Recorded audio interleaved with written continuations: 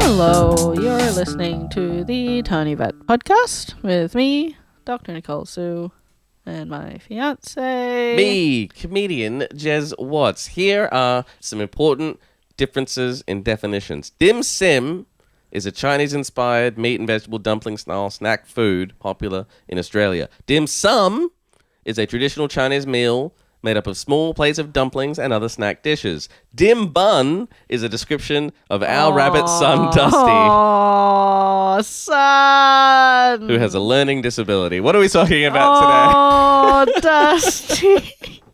He's our little dim bun. He is a dim bun. He'd come in one serving size. Idiot. Bless. Poor little guy. Our topic today is dangerous wildlife for pets. For pets. I was going to say he's not dangerous. No, he's not dangerous. He's only a danger to himself. Yes.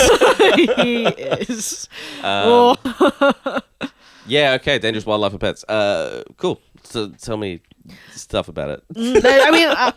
I feel they fall into a few different categories. Yeah, sure. So snakes, big one.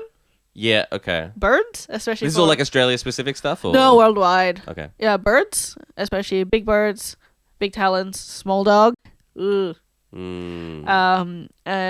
So poisonous species. Yeah. So poisonous versus venomous, they mean different things, and I'm very pedantic about this. I think Yeah. to Venomous the point of being irritating. Well, yeah, because venomous is they bite you and inject poison. Yeah. Poison is just that they, if you eat them, you'll die. Yeah. Pretty much, yeah. Yeah. So larger carnivores. So in the States, coyotes, bears. Here, dingoes, I guess, but it's not really as prevalent as it is in the US. They have more dingoes there? Coyotes. What are you saying? Coyotes. Oh, I don't know. I was pretty surprised. I was like, isn't that the Australian thing? I guess dingoes are the Australian version of coyotes. They're that kind of small, medium-sized land predator. They're the small market coyote. Yes. Yeah. Pointy. So porcupines and echidnas. Oh, the danger of pointy animals. Yeah. Oh man. It's a thing. Like in the US. Removing porcupine quills from dogs. Oh, because they get curious. And then they get a face full of quills. Yeah, then they get less curious. And it's just this dog that looks like a porcupine now. They're just so thick and embedded in the skin. They've got the barbs in them, so it's actually really hard to take them out. Does it hurt a porcupine or echidna or whatever, for the quill to come out? Echidnas, no, because they don't really have that. Theirs don't detach? Theirs don't really, not supposed to detach. Right. Okay. Porcupines do. I don't think it hurts them because what they do is that they back up and they run backwards and then they skewer the other animal. Yeah, right. Yeah, they can be pretty fast as well. It's quite scary. Yep.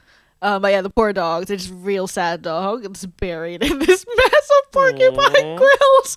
And my final category that I thought of is horrible odor. Skunks, and dead wildlife.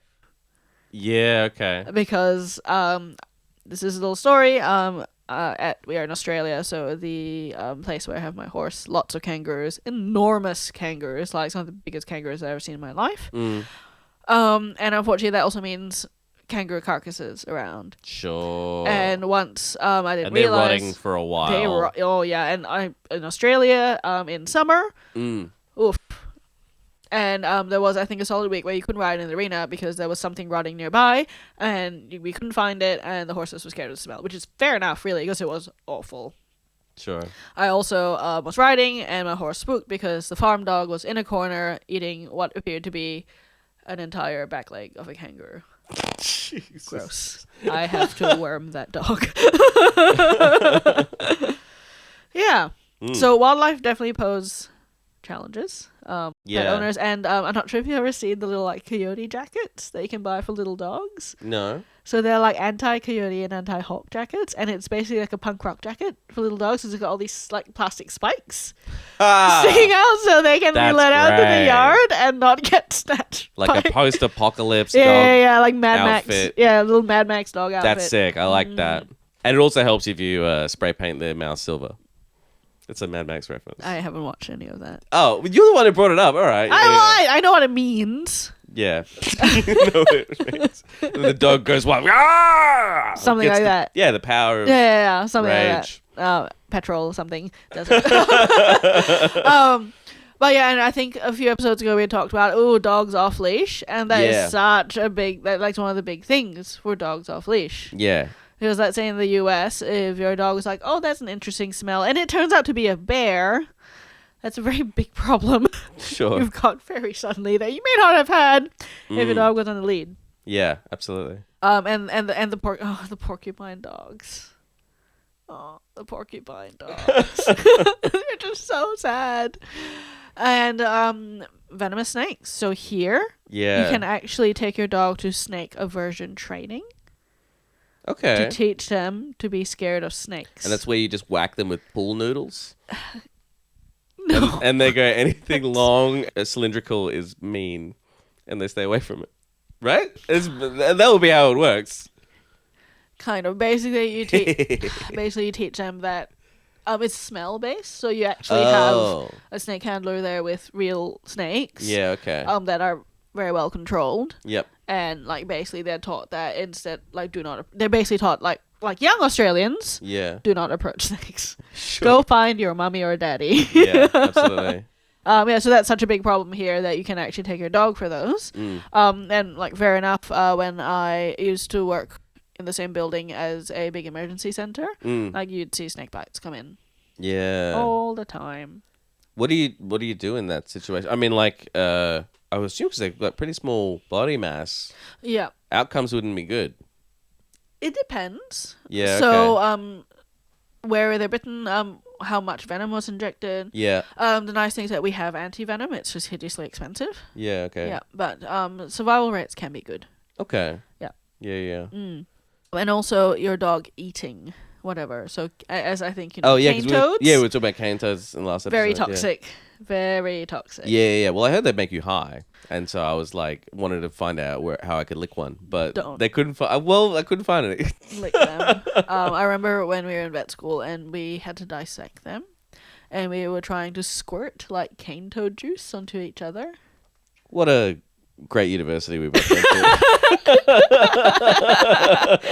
Really high quality education. Yeah, there. really, really stellar institute of higher learning. So to speak. Yeah, okay. You get sprayed with a bit of cane juice? No, we couldn't get each other. The spray was not sufficient. Probably for the best, really. Right. We had dogs eating things. The other things on beaches here, so like blue bottles, which are little man-o-war jellyfish. Yeah, That can also they're make them really sick. Yeah, right. Yeah. And if I know dogs, and I think I know dogs, they don't really let that bother them. So I don't know if I think I've told you. They'll this eat story. whatever. They'll eat whatever. Yeah. I used to work with a kennel hen, and she had Labradors. Warning sign number 1. And I was in one day, and I was like, "Oh, why is your dog in?" And she's like, "We brought him to the beach, and he ate a kilogram of sand." And I'm like, okay, to eat a kilogram of sand, you have to actively eat sand. It's quite a lot of sand. It's not an accident. It's not like you face planted or something. Yeah. He was actively eating sand. Yeah. He And was just quietly and eating diligently sand.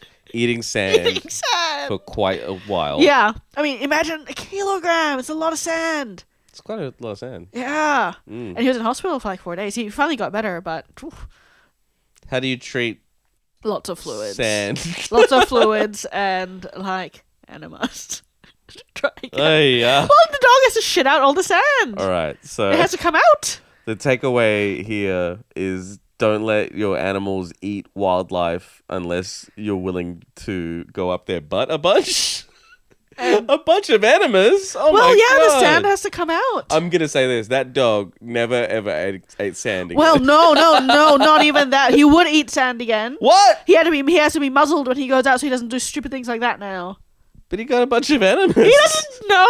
He hasn't connected those No, two he events. did not connect those He dots. just thinks he got bullied by the vet. After a lovely day at the beach, I just went and eating ate some sand. And they gave me 14 enemas. Yeah, you should have seen the X-rays. It was incredible. You're like, wow. Brutal. But yes, many dangers for our darling pets out in the wild. So I mean, I think this is basically just dogs off lead 2. Dogs off lead 2. Don't put them on the lead because otherwise they're gonna eat or be eaten by something. Dogs off lead 2. Electric Boogaloo. The Tiny Vet podcast is brought to you by Upilio. Sources for our topics can be found at upilio.io. Outro music by Matt Charleston.